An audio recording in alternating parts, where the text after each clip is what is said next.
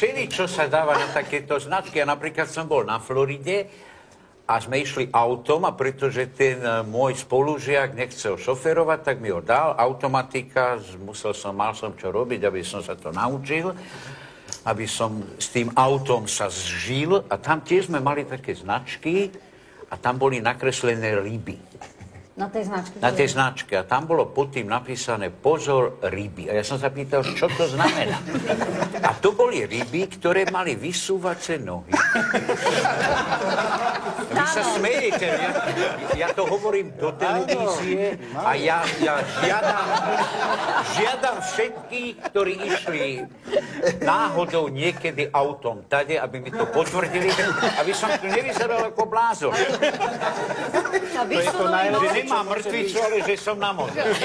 Pozor.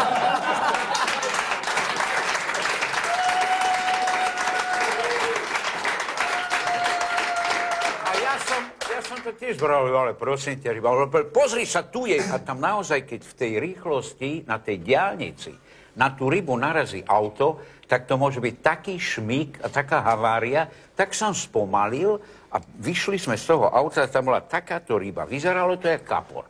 Malo to šupiny.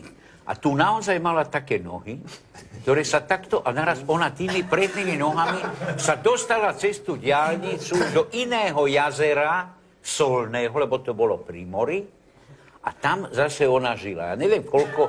A tiež sa mi to zdalo absurdné. Tu nám som to rozprával a ten režisér Šuda, dokonca ho budem menovať, robil so mnou dubbing, Derika sme nahrávali a on hovorí, no dobre, Stano, už ideme radšej nahrávať, lebo toto a teraz vážne.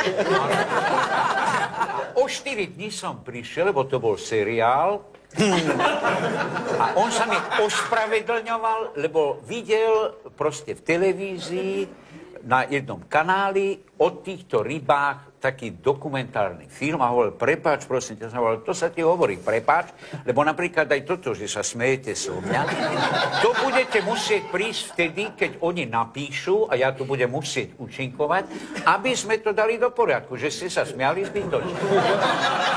Lebo tieto ryby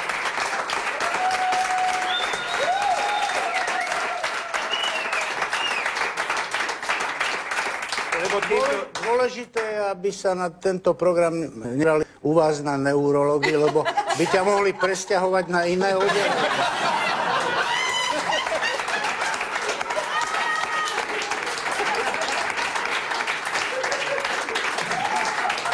To je fakt, nie je to tak ďaleko, lebo ja napríklad Od poschodie vyššie, ja napríklad vojdem do toho výťahu a ja mám tých 90 kg a predsa to nereaguje pri tých 600 kg, lebo to je nákladný výťah a to ani nestlačím nič a to ide hore. No.